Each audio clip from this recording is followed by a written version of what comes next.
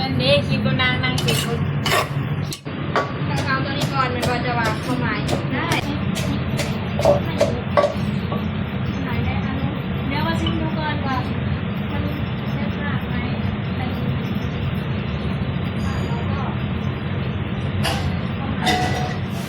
โอ้โอ้โอ้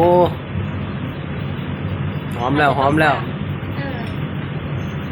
สามแน่นั่นแหละของแซ่บนะปลาร้า กำลังจะปั่นค่อยๆมีเยอะว้ายล้างจะหยิบมานะ ใช้เบิร์ดน่ะ ได้ครับ เพราะว่า ลุกเลยซะจังไหนก็แล้วแต่ โอ้น่ากินนะเนาะ ซิมจะคอยซะก่อนยัง โอ้ดูดิ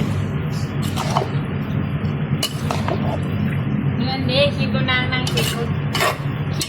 กินยำติดไก่กินยังกินตำติดไก่เลยวันนี้นะว้ายอยากก็ต้องกินนะจ๊ะ อ่ะซิมซิม เอาก็ซิม ซิมเบิ้งแซ่บบ่ มีต้นไหนเป็นต้นน้อยๆ ตอนใหญ่ๆนั่นแหละ ตัดมาในนึงเป็นไง น่าจะรอปาก แซ่บบ่อืม